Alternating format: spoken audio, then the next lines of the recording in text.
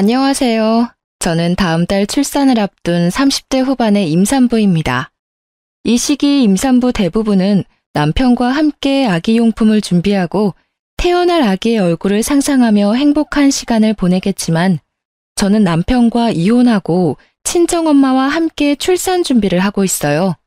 제 이야기를 적기 위해 지난 임신 기간을 떠올려 보니 다사다난이라는 단어가 떠오릅니다. 제 인생을 통틀어서 이렇게까지 화를 낸 적이 있었나 싶을 정도로 화를 많이 냈고 잘 풀리지 않은 현실에 답답해하며 스트레스를 많이 받았던 것 같아요. 출산을 앞두고 마음으로만 간직하고 있기에는 너무 속상하고 힘들어서 오늘 여기에 저의 한풀이를 한번 해볼까 합니다. 아는 동생의 푸념이라 생각하시고 끝까지 잘 들어봐 주세요. 우리 규민이가 대기업에 다니는 거 아시죠? 제가 혼자 이렇게까지 아들을 키우기 정말 힘들었어요. 그래서 저는 같은 대기업에 다니는 여자와 결혼을 시키려고 했는데 사람 인생은 우리네 마음대로 안 되네요. 그렇죠? 이야기를 시작하려니 상견례 날 시어머니가 하신 말씀이 먼저 떠오르네요. 제 남편은 어렸을 때 아버지가 사고로 돌아가셨습니다. 시어머니는 홀로 어린 남편을 키우기 위해 나물부터 시작해서 각종 채소, 과일류 등을 시장에서 팔아 돈을 버셔서 악착같이 모은 돈으로 남편을 애지중지 키우셨어요.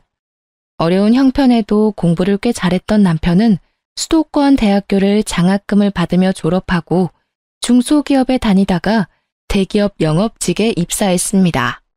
반면에 저는 중소기업을 운영하시는 아빠 덕에 부족함이 없이는 자랐지만 공부에는 영 소질이 없었어요.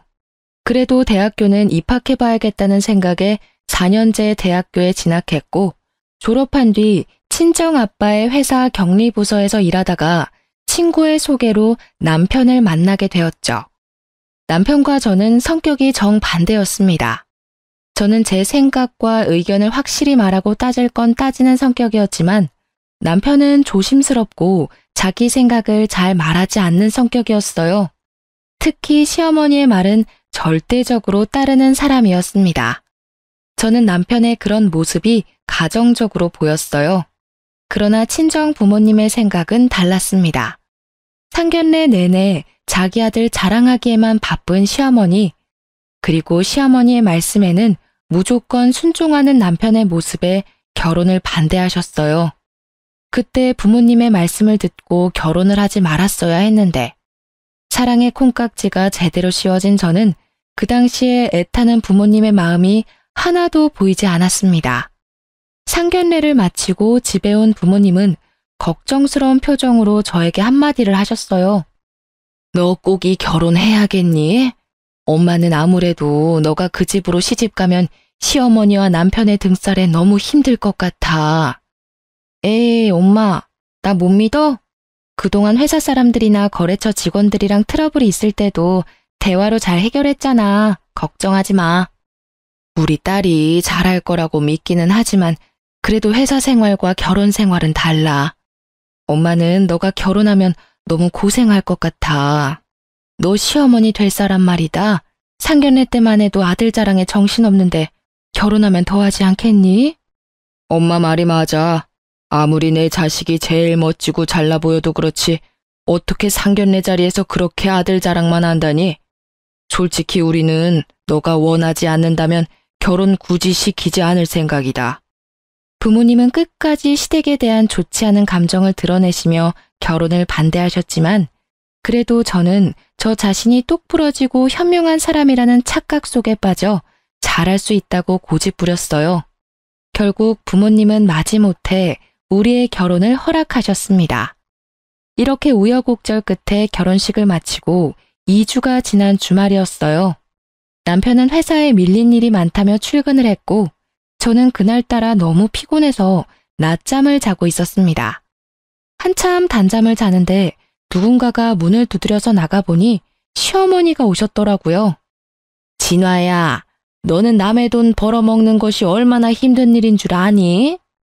너는 그동안 너네 아빠 회사에서 마음 편하게 생활했겠지만 우리 규민이는 아니란다. 오늘만 해도 너는 주말이라고 낮잠을 자지만 우리 아들은 회사에 출근해서 돈 벌고 있잖아. 얼마나 힘들겠니? 그러니까 네가 규민이 아침밥도 잘 챙겨주고 내조도 잘 해주고 해라. 아침밥이요?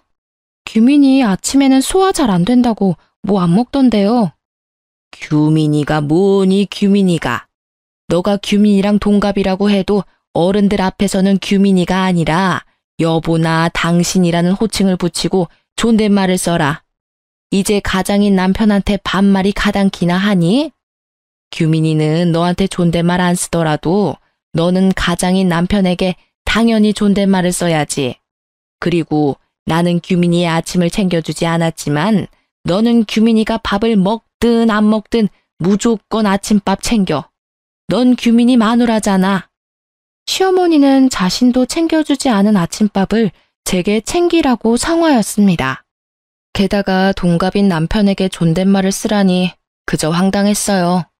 무슨 동갑끼리 존댓말을 써요. 서로 쓰는 것도 아니고 저만 일방적으로 남편에게요? 그리고 어머니도 챙겨주시지 않았던 남편 아침밥을 제가 왜 챙겨야 해요? 만약에 제가 일하지 않고 남편이 앞으로 아침을 먹겠다면 모르겠지만요. 저도 회사에 출근해야 하고 남편도 먹지 않은 아침밥을 제가 왜 해야 하는지 저는 이해가 안 가요. 어머, 얘 좀 봐라. 너 지금 나한테 말 대꾸하는 거야? 생각을 해봐라. 우리 아들은 대기업에서 일하고 너는 구멍가게 같은 회사에서 일하고 있잖아. 거기서 돈 벌어봤자 뭘 얼마나 번다고 우리 아들 아침밥도 못 챙겨주니? 그리고 요새 같은 어려운 시기에 대기업에 입사해서 긴 시간 잘 버티는 게 어디 쉬운 줄 알아? 그니까 우리 아들이 앞으로 스트레스 받지 않고 회사 일만 잘할 수 있도록 고분고분하게 내줘야란 말이다. 시어머니의 말처럼 요새 같은 어려운 시기에는 대기업에 입사하기도 어렵고 어찌어찌 입사했다 쳐도 잘리지 않고 무사히 다니기가 쉽지 않다는 것은 잘 알고 있습니다. 그런데 제 남편, 사실 회사에 다닌 지 2년밖에 되지 않았어요. 대학교 졸업 후 원하던 대기업에 취업이 되지 않아 중소기업에서 일하다가 우연히 대기업에 입사하게 된 것이었습니다. 물론 그것도 대단한 일이긴 하죠. 하지만 고작 2년 다녀놓고 엄청나게 오래 다닌 것처럼 떵떵거리며 말씀하시는데 기가 막혔습니다. 누가 들으면 어머니 아들 10년 일한 줄 알겠어요. 2년밖에 일 안 했으면서. 그리고 제가 한마디 더 하자면요. 저희 아빠 회사 구멍가게 아니에요. 물론 대기업만큼 크지는 않지만 그래도 이렇게 무시당할 만큼 작은 회사는 아니라고요. 뭐라고? 시어미한테 이게 무슨 말버릇이니? 지금이 조선시대였으면 말이다. 대기업에 다니는 우리 아들은 양반이고 구멍가게 같은 너네 아빠 회사에 다니는 너는 노비, 종이었다 이거사. 양반집에서 노비 같은 너를 받아줬으면 그냥 가만히 하라는 대로 할 것이지 어디 눈을 부라리고 시애미한테 말댔구야. 어머니가 저희 친정 구멍가게 수준이라고 무시하시니까 그러죠. 그리고 지금 시대가 어느 시대인데 직장에 따라 사람을 평가하고 나눈답니까? 밖에서 그런 이야기하고 다니시면 사람들이 어머니 욕해요. 그러니까 절대 앞으로 그런 식으로 이야기하지 마세요. 아무리 시대가 변해도 보이지 않는 사회에 계급이 있는 거야. 알겠니? 이래서 같은 대기업에 다니는 참한 처자를 며느리로 삼았어야 했는데 저거는 애가 고분고분하지도 않고 그런다고 우리 아들이랑 급이 맞게 대기업에 다니는 것도 아니고 어쩜 애가 어른한테 단 한마디도 지지를 않아? 저는 시어머니의 발언에 황당하고 기가 막혔습니다. 21세기의 대기업, 중소기업 운운하며 사람을 양반, 노비로 급을 나누는 게 말이 되나요? 그리고 솔직히 대기업이라고 해서 무조건 복지나 근무 환경이 좋은 것도 아니고 중소기업이라고 해도 급여나 복지가 좋은 회사들도 많이 있지 않습니까? 게다가 아빠의 회사는 중소기업이지만 대기업 못지않게 월급도 많이 주고 복지도 좋기로 소문난 회사였어요. 이런 아빠의 회사를 구멍가게라고 하며 무시를 하니 저도 가만히 있을 수가 없었습니다. 저는 제 성격상 시어머니께 마음에 없는 소리 하기도 싫었고 그저 저의 솔직한 생각을 말한 것뿐인데 시어머니는 제게 크게 화를 내셨습니다. 시어머니는 저같이 할 말 다 하는 며느리가 잘못되었다고 생각할 수도 있겠지만 솔직히 21세기의 회사에 따라 양반, 노비 등으로 계급을 나누고 사돈이 운영하는 회사를 구멍가게라고 하며 비하하는 것이 더 잘못된 것 아닌가요? 하지만 시어머니는 본인의 언행에 문제가 있음을 전혀 생각하지 않고 오히려 제게 화만 잔뜩 내다가 집에 가셨습니다.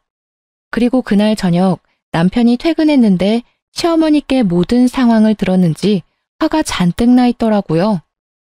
우리 엄마한테 다 들었어. 그냥 엄마한테 곱게 말하면 어디가 덧나냐? 넌 어쩜 그렇게 매사에 하나하나 다 따지려고 들어? 어머니가 나한테 무슨 말씀을 어떻게 하셨는지는 알고 그딴 식으로 말하는 거야? 다짜고짜 화부터 내기 전에 상황 파악 먼저 하지 그래? 대충 들었어.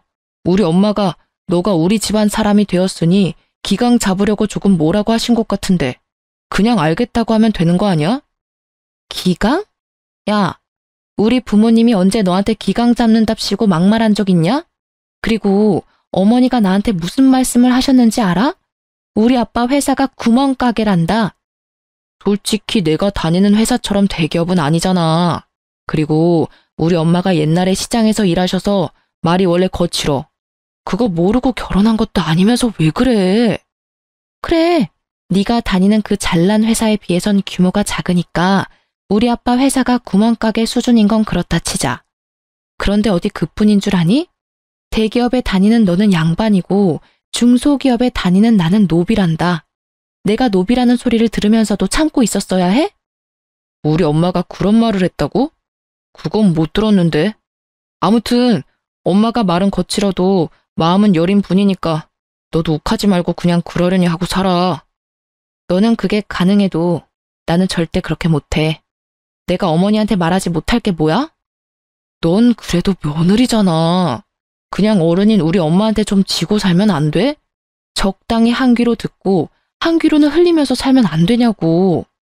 야, 내가 너랑 결혼하면서 너네 집 힘들다고 해서 이 집도 해오고 결혼식 비용이나 혼수도 다 반반으로 했는데 노비라는 소리나 들으며 무시당하면서 살아야 해? 난 그렇게는 못 살아. 솔직히 저희 부모님은 시댁에 기죽어 살지 말라는 의미에서 신혼집을 마련해 주셨습니다. 그것도 남편 회사가 서울에 있으니 남편 회사 근처로 마련해 주셨죠. 반면에 시댁은 남편이 대기업에 다녀도 경제적으로 넉넉하지 않다는 이유로 아무것도 해주시지 않았어요. 그러면서 도리만 강요하는 시어머니한테 화를 내는 저를 남편은 이해하지 못했습니다. 우리는 합의점 따위는 없는 평행선 같은 싸움을 했고 그 뒤로 남들은 깨를 볶는다는 신혼임에도 불구하고 남남처럼 아무 말도 하지 않고 지냈어요. 그렇게 일주일이 지났습니다. 한동안 냉전 상태였던 남편이 제게 할 말이 있는지 쭈뼛쭈뼛 다가오더라고요. 다음 주 주말에 약속 잡지 마. 사실 엄마가 이모들이랑 개모임에서 1년에 한 번씩 펜션 잡아서 1박 2일로 놀러가. 이번에는 우리 쪽에서 준비해야 하는 차례라서 다음 주로 펜션 예약해놨어. 너도 같이 가야 해. 그럼 다음 주에 시이모님들 모시고 1박 2일 여행을 가야 한다고? 그런 걸 너 혼자 일방적으로 정하면 어떡해? 내가 말을 하려고 해도 너가 화가 잔뜩 나 있는데 어떻게 말을 거냐? 뭐 어찌 됐든 지금 말하잖아. 그리고 이미 펜션 예약도 다 해서 너는 그냥 다음 주에 이모들이랑 같이 여행이나 가면 되는데 뭘 걱정이야. 아무리 그래도 시이모님이 두 분이나 계시는데 내가 얼마나 불편할지는 생각 안 해? 우리 이모들이 널 잡아먹기라도 하냐? 그리고 매번 가는 것도 아니고 1년에 딱 한 번, 1박만 하는 건데 뭐가 그리 걱정이야. 아휴, 말을 말자. 펜션은 어디로 잡았는데? 남편은 강원도 쪽으로 펜션을 잡았다며 펜션 이름을 제게 알려주었습니다. 핸드폰으로 찾아보니 시설도 깔끔하고 바닷가 앞쪽이라 분위기도 꽤 좋아 보였어요. 그런데 주말 가격을 보니 1박에 무려 140만 원이나 하더라고요. 뭐야, 1박에 140만 원? 설마 이 돈 다 낸 건 아니지? 당연히 냈지. 이번에 우리 결혼하며 이모들한테 축의금도 꽤 받았고 게다가 너는 중소기업이지만 사장님 딸이고 나는 대기업 사원인데 친척들한테 당연히 우리가 사야 하는 거 아니야? 야, 우리가 부부인데 100만 원이 넘는 금액을 쓰려면 서로 상의를 해야 하는 거 아니야? 나한테는 말 한마디도 없이 네 마음대로 그 금액을 막 써? 내가 우리 집 여행해서 네 돈 달래? 어차피 내가 번 내 돈으로 펜션 비용 결제하겠다는데 뭐가 잘못됐어? 넌 좀 따지고 들지 마. 우리는 서로 이해하지 못했고 그 뒤로도 만나기만 하면 원수처럼 싸워댔습니다. 하지만 원래 신혼 때는 치약 짜는 것이나 양말 벗는 것과 같은 사소한 것으로도 많이 싸운다고들 하니까 남편과 저 또한 서로 맞춰가는 과정이라고 생각했어요. 그렇게 일주일 뒤 저는 시어머니와 시이모님들을 모시고 남편이 예약한 펜션으로 떠나게 되었습니다. 확실히 1박에 100만 원이 넘는 곳이라 그런지 시설이 정말 좋았고 그래서인지 시어머니도 시이모님들 앞에서 뿌듯해 하시는 것이 보였어요. 비싼 곳이라 그런지 정말 좋구나. 그런데 이거 누가 돈을 냈니? 당연히 내가 돈 냈지. 근데 왜요? 참나. 우리 아들 주말에도 쉬지 않고 일했는데 그 돈 쓰기 아까워서 그러지. 다음부터는 진화 네가 번 돈으로 펜션도 예약하고 하려무나. 저번에 그랬잖아. 너희 친정 구멍가게 수준 아니라고. 어디 너희 친정 수준 한번 봐보게. 다음 여행 때는 진화가 펜션도 직접 예약하렴. 그래, 우리 동생도 이제 좀 여유롭게 살아야지. 솔직히 우리 동생 그동안 혼자 규민이 키우면서 힘들었으니 이제 노년에는 며느리 효도 받으면서 살아야지 않겠어? 진화 너가 이제 시어머니 잘 모시고 여행도 좋은 곳에 여기저기 다니고 해. 맞아, 진화야. 우리 엄마 고생 많이 하셨으니까 이제 우리 엄마한테 효도하면서 살아. 가재는 개편이라더니 시이모님들과 남편은 하나같이 시어머니한테 효도해야 함을 강조하셨습니다. 물론 시어머니가 그동안 혼자서 많은 고생하신 것은 충분히 알겠으나 그 고생을 하며 남편을 키운 거지 저를 키운 건 아니잖아요. 막말로 시어머니가 저 아기 때 저를 돌봐주신 것도 아니고 제가 학교 다닐 때 학비를 대주신 것도 아닌데 제가 왜 시어머니한테 효도할 것을 강요받아야 하는지 이해가 잘 되지 않았습니다. 시간이 벌써 6시네. 배고프다. 얼른 저녁 먹자. 며느리야, 너 이름이 뭐였더라? 아무튼 얼른 고기 굽고 해라. 제 이름 진화야, 이진화. 진화야, 다들 배고프니까 얼른 준비해라. 아들은 운전하느라 피곤했지? 방에 들어가서 좀 자고 있어. 밥 다 되면 내가 부를게. 알았어. 운전했더니 피곤하긴 하네. 그럼 나 조금만 잘 테니까 밥 다 되면 불러줘. 시어머니는 남편에게는 방에 들어가라고 하고 제게는 저녁상을 준비하라고 시키셨습니다. 솔직히 저희 친정은 항상 다 같이 식사를 준비하고 여행 왔을 때는 아빠가 거의 요리를 하셨거든요. 그런데 아무도 일어나지 않고 제게만 이것저것 음식을 시키며 빨리 밥을 달라고 재촉하셨습니다. 솔직히 기분이 좋지는 않았지만 그래도 시어른들을 모시고 처음으로 여행을 온 것이니 잘 보이고 싶은 마음에 저 혼자 저녁을 준비를 했어요. 아직도 멀었니? 우리 백가죽이 등에 붙겠다. 저 혼자 하려니 시간이 늦어지네요. 많이 배고프시면 어머니도 오셔서 좀 도와주시겠어요? 지금 며느리가 시어머니한테 일을 시키는 거야? 요새 참 세상이 편해졌나 보네. 나는 젊을 때 시어머니 말에 찍소리도 못했는데. 시어머니와 시이모님들은 배고프시다면서 손 하나 까딱하지 않으셨고 결국 저 혼자 모든 음식을 준비해야 했습니다. 얼추 준비가 다 되자 시어머니는 방에서 자고 있던 남편을 불렀어요. 저는 제가 모든 준비를 했으니 남편이 고기를 구워줄 것이라는 생각에 남편에게 집게와 가위를 건넸습니다. 진화야, 뭐하니? 얼른 고기 구워. 설마 고기 우리 아들이 구우라고 집게를 건네는 거야? 우리 아들 여기까지 운전하고 와서 피곤해. 그러니 너가 하렴. 시어머니는 당연하다는 듯 저에게 고기 굽기를 시키셨고 분위기상 어쩔 수 없이 제가 불판 앞에 서게 되었습니다. 고기를 굽는데 제게 그 누구 하나 쌈을 싸주거나 고기 한 점 먹어보라고 말하지 않더라고요. 남편이라는 작자 역시 자기 입으로 고기 넣고 술 먹기 바빠 저는 보이지 않는 듯 했습니다. 애미야, 고기가 다 떨어져 가는데 고기 아직 멀었니? 얘가 왜 이리 손이 느리니? 그리고 상추도 다 떨어졌으니 좀 씻어오너라. 쌈장도 없다. 쌈장도 덮어와. 오는 길에 소주도 부탁해. 그 자리에 있는 모두는 저를 여기서 일하는 직원 정도로 생각하는 것 같았고, 순간 저는 여기서 이런 사람들을 위해 왜 고기를 굽고 있어야 하는지 모르겠더라고요. 너무 화가 난 저는 집게를 내려놓고 그들에게로 다가갔습니다.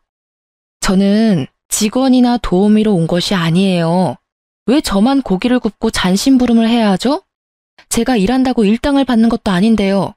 장규민, 너 고기 먹을 만큼 먹었으니까 이제 네가 직접 해. 우리 아들 평일에도 힘들게 일하는데 너는 여행 와서도 꼭 우리 아들을 잡아야 속이 후련하니? 이 집 며느리 성격이 장난 아니네. 그럼 여기서 고기를 네가 구워야지 누가 구워? 평일에는 일하고 오늘은 운전하느라 힘든 우리 조카가 굽니? 아니면 나이든 우리가 굽니? 일할 사람이 너 말고 또 누가 있어? 원래 이런 데서는 당연히 며느리가 해야 하는 거야.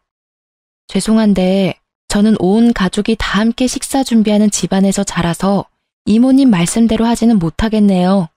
그리고 자꾸 남편은 평일에 일하느라 바쁘다고 하시는데 저도 평일에 일하느라 바쁘고 피곤해요. 그래봤자 너네 부모님이 운영하는 코딱지만한 회사인데 거기서 일해봤자 무슨 일을 얼마나 한다고. 야, 원래 며느리는 시댁에서 일하는 사람이야. 잘 알지도 못하면서. 빨리 네 자리 가서 고기나 구워. 분위기 깨지 말고. 저는 이런 대우 받으며 이 자리에 더는 못 있겠네요. 그리고 제가 여기 있어서 분위기가 깨지는 것 같으니 저는 집으로 가겠습니다. 저 빼고 가족끼리 좋은 시간 보내세요. 참, 밤이라서 버스가 없으니 제가 자동차 끌고 갈게요. 내일 새벽부터 버스 다닐 테니까 알아서 버스 타고 오세요. 저는 방에 들어가 제 짐과 차 키를 챙겨 펜션을 나왔습니다. 남편과 시어머니는 저를 붙잡으려 했지만 화가 잔뜩 난 저는 도무지 그 자리에서 1분 1초도 같이 있을 수 없었어요. 아무리 며느리이고 어른을 공경해야 하는 젊은이라고는 하지만 저를 가족이 아닌 직원 정도로 보는 사람들과 저의 황금 같은 주말을 보내기는 싫었습니다. 집으로 가는 길에 남편과 시어머니가 돌아가며 전화를 수십 통을 했지만 저는 받지 않았어요. 그렇게 2시간 정도 달려 빈 신혼집에 도착한 저는 혼자 맥주 한 캔을 먹고 잠이 들었습니다. 그리고 다음날 밤이 다 돼서야 남편이 화를 잔뜩 내며 집에 왔어요. 야, 집에 가려면 그냥 갈 것이지 차는 왜 가지고 가? 너가 차 가지고 가는 바람에 이모님들이랑 엄마 짐 들고 오느라 얼마나 힘들었는지 알아? 그건 그렇고 우리만 고기 먹은 게 그렇게 속상했어? 고기 좀 적게 먹은 게 여행 다 때려치우고 올 만큼 화를 낼 일이냐고. 너가 방에 가서 잘 동안 나는 계속 일했어. 가자마자 짐도 제대로 못 풀고 상추 씻고 고기 굽고 있었다고. 고깃집 직원처럼. 고깃집 직원은 차라리 일당이라도 받지. 나는 뭐야? 고기 너만 구운 게 그렇게 억울하고 속상했냐? 그래, 그럼 일당 줄게. 옛다, 여기 수고비 10,000원. 됐지? 남편은 제 앞에 10,000원짜리 지폐 한 장을 던지고는 큰 방으로 들어가 버렸고 그날 밤 남편은 나오지 않았습니다. 혼자 거실에 앉아 있는데 제 생각은 눈꼽만큼도 없는 남편과 같이 살아야 할지 말아야 할지 고민이 되더라고요. 솔직히 이혼녀가 되기는 싫은데 또 이렇게 살기는 더더욱 싫었던 저는 밤새 고민 끝에 어렵게 이혼을 결심했습니다. 그날 저녁 저는 퇴근하고 온 남편에게 이혼 서류를 내밀고 친정으로 향했어요. 부모님께 그동안 있었던 일들을 다 이야기하니 그런 막대먹은 시댁과는 아기 생기기 전에 빨리 정리하는 게 낫다고 하시며 저를 위로해 주셨습니다. 그런데 문제가 생겼어요. 유달리 몸이 피곤하고 이상해서 혹시나 하는 마음에 임신 테스트기를 해보니 아기가 생겨버린 거예요. 병원에서 확인해보니 6주 차였고 아기의 심장 소리를 들으니 뭔가 마음이 뭉클해지고 눈물이 핑 돌더라고요. 사실 그때까지도 저는 남편과 시댁에 화가 많이 나서 이혼하고 싶은 생각뿐이었습니다. 그런데 아기가 생기니 편부모 밑에서 클 아기가 걱정되어 감히 이혼을 선택하지 못하겠더라고요. 난 이 아기를 아빠, 엄마가 다 있는 온전한 가정에서 잘 키우고 싶어. 그런데 시어머니가 나를 가족이 아닌 마음껏 부려먹어도 되는 사람 정도로 생각하시고 우리 친정을 무시하는 것이 정말 기분이 나빠. 솔직히 입장 바꿔 생각하면 너라도 그러지 않겠어? 뭐, 기분이 좋지는 않겠지. 그래서 말인데 나 임신할 기간만이라도 스트레스 받지 않게 너가 중간 역할 좀 잘 해줄래? 시어머니가 나한테 친정 무시하는 발언하지 못하도록 너가 좀 도와줘야겠어. 우리한테 온 이야기 지켜야 하잖아. 내가 무슨 수로 어떻게 돕길 바라는데? 임신 기간만이라도 시댁과 연락 끊고 살자. 너는 전화하든 말든 상관없지만 명절, 제사 등의 집안 행사 때 나는 가지 않을 거야. 앞으로 어머니한테 오는 전화도 받지 않을 거고. 그렇게 할 수 있게 너가 좀 도와줘. 저는 효자 남편이 저의 부탁을 들어주지 않으면 어쩌나 걱정했지만 그래도 아기를 위해서라고 하니 순순히 제 뜻을 따라 주었습니다. 앞으로는 시어머니와 제 사이에서 중간 역할 잘하겠다고 굳게 약속까지 했어요. 그런 남편을 저는 믿었고 한동안은 나름 행복했습니다. 그렇게 임신 5개월 정도가 되었어요. 그날 남편은 친구들을 만나러 나갔고 저는 주말이라 부모님과 함께 집에서 쉬고 있었습니다. 밥을 먹고 거실에 앉아 과일을 먹는데 그다지 반갑지 않은 전화가 왔어요. 바로 시어머니였습니다. 저는 전화를 받지 않으려고 했지만 계속 전화를 하시는 통에 어쩔 수 없이 받았어요. 야, 너는 아무리 임신을 했어도 그렇지 어떻게 시어머니한테 전화 한 통 없냐? 너 지금 나랑 연락 안 한 지 무려 6개월 넘었어. 정말 영 끊고 살 거야? 규민이한테 다 들었다. 너가 임신 기간에 나랑 연락 끊고 싶다고 했다길래 화가 많이 났어. 어디서 며느리가 시어미한테 연을 끊자는 이야기를 해? 하지만 그래도 너가 유산할 수도 있는 임신 초기니까 그냥 참았어. 그런데 이제 어느 정도 안전 게 아니니? 그럼 알아서 죄송합니다 하고 연락을 해야지. 화가 난 시어머니의 목소리가 어찌나 큰지 스피커폰으로 하지 않아도 옆에 계시던 부모님께 똑똑히 잘 들릴 정도였습니다. 이어서 시어머니는 저에게 하지 말아야 할 소리를 하시기 시작하셨어요. 야, 네 뱃속의 자식 딸이야 아들이야? 딸이면 굳이 필요 없으니까 지워버리고 아들이면 출산해라. 알겠니?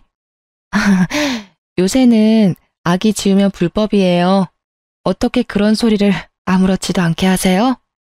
너는 꼭 내가 한마디 하면 100마디는 하려고 하더라. 그냥 좀 시어미 말에 토달지 말고 네 할 수는 없는 거야? 그리고 요새 젊은 사람들 아기 낳고 지 부모한테 자기 아기를 맡긴다더라. 나는 절대 그렇게 못하니까 애기는 네가 회사를 때려치우든지 해서 네가 직접 봐. 어린이집도 보내지 말고 네가 직접 보라고.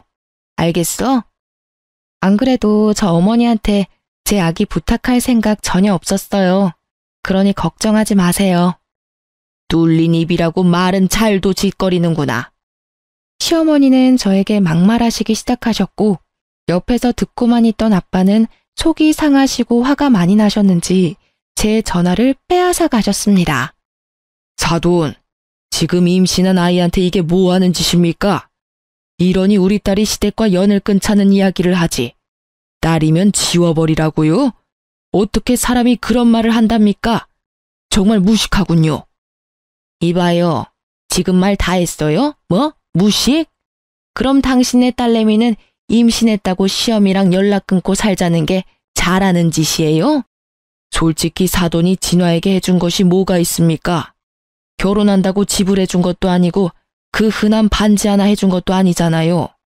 그저 부려먹으려고만 하면서 막말이나 일삼는데 그게 무슨 시어머니야? 게다가 아직 태어나지도 않은 아기 절대 보지 못한다고 말하는 게 맞다고 생각합니까? 네, 그쪽 말대로 우리 아기 절대로 사돈에게 맡기지 않을 겁니다. 그리고 진화 스트레스 받아서 우리 집 손주 잘못되면 안 되니 제가 진화 돌봐야겠네요. 지금 사는 애들 집 팔고 우리 집 근처로 옮길 거니까 그런 줄 알아요. 뭐라고요? 어디서 지금 결혼한 여자가 친정이랑 가깝게 지내? 거기 경기도잖아. 나는 서울인데 그럼 우리 아들 어떻게 봐? 절대 그건 안 돼. 안 된다고 하면 어쩔 건데요? 그 집 내가 산 집입니다. 집 주인인 내가 집을 팔겠다는데 그쪽이 아기 태어나면 아기 봐줄 것도 아니잖아요. 그러면서 왜 애들 이사를 못하게 해? 거기로 가면 서울에 있는 우리 아들은 출퇴근을 어떻게 하라고요? 어쩜 자기 딸만 생각하고 내 아들은 자식도 아닌가요? 이봐요. 사위도 자식이야. 나야말로 하고 싶은 소리네요. 이봐요. 며느리도 자식이에요. 세상에 임신한 자식한테 소리 빽빽 지르는 어미가 어디에 있답니까? 아무튼 그렇게 알고 전화 끊습니다. 사실 아빠 회사는 경기도 쪽이고 남편의 회사는 서울이었기에 아빠가 신혼집 구해주실 때 남편의 회사와 가까운 곳으로 일부러 구해주셨습니다. 그런데 시댁에서 이런 식으로 나오니 아빠는 더는 멀리 둬서는 안 될 것 같다며 우리에게 경기도로 이사 오라고 하셨어요. 솔직히 처음에는 홧김에 하시는 말씀인 줄 알았습니다.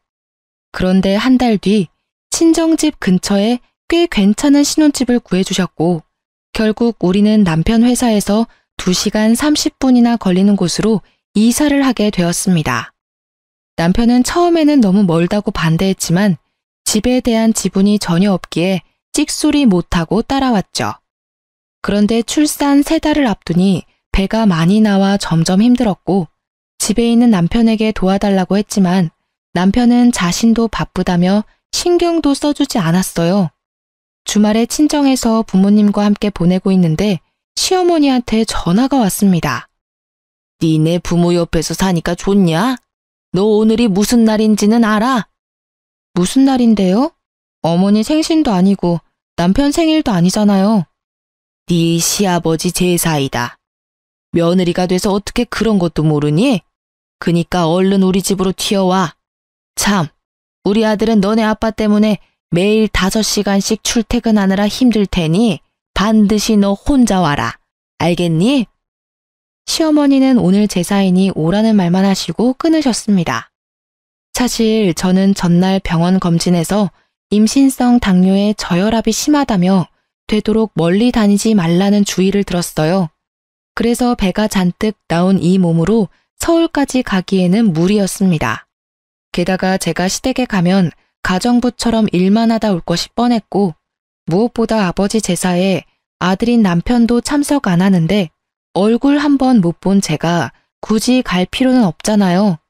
그래서 저는 시댁에 가지 않고 친정에서 낮잠을 잤어요. 그렇게 3시간 정도 지났으려나요? 계속 들리는 진동 소리에 잠이 깨서 핸드폰을 보니 시어머니가 전화를 100통이나 하셨더라고요. 지금 전화 받아봤자 욕설만 들을 것이 뻔하기에 저는 계속 울리는 핸드폰을 받지 않았습니다. 그리고 잠시 후 누군가 친정집의 대문을 두드렸어요. 엄마가 깜짝 놀라 문을 열어보니 문 앞에는 시어머니가 계셨고 화가 난 표정으로 제 이름을 부르셨죠.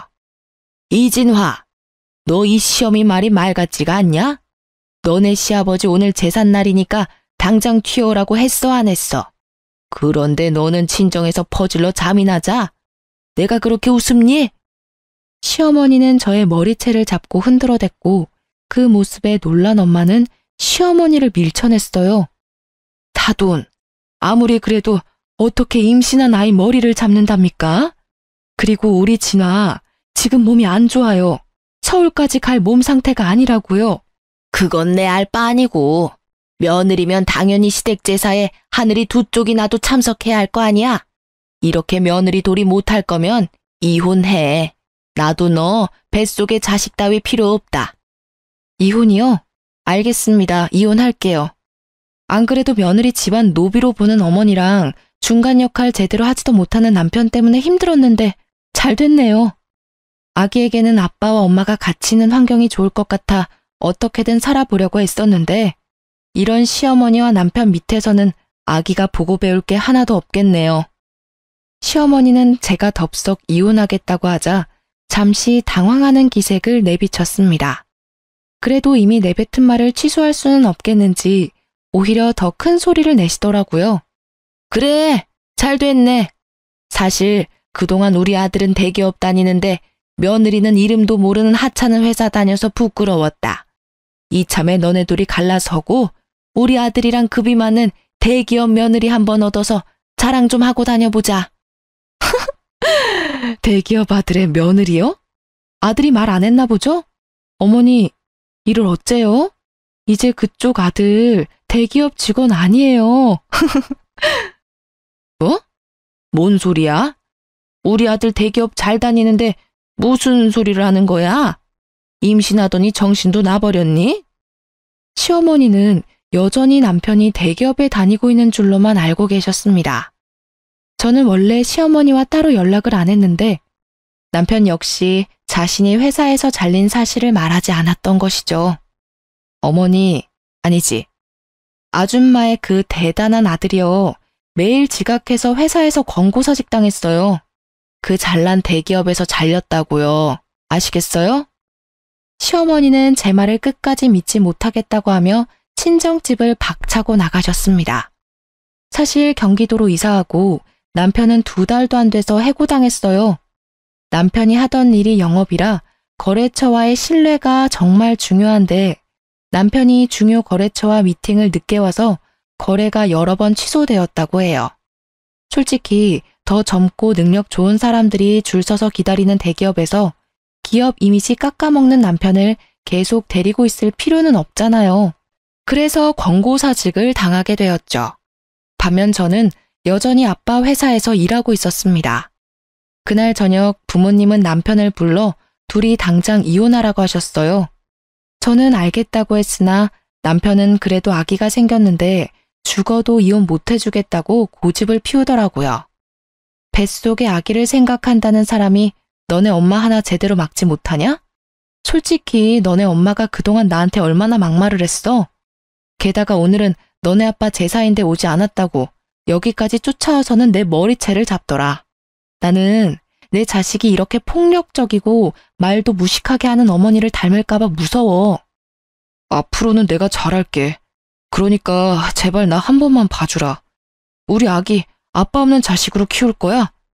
요새 여자 혼자 아기 키우기가 얼마나 힘든데. 너같이 무능하고 엄마만 알고 자기 가족들은 모르는 사람을 아빠로 두는 것보다는 나 혼자 아기 키우는 게 훨씬 더 나은 것 같아.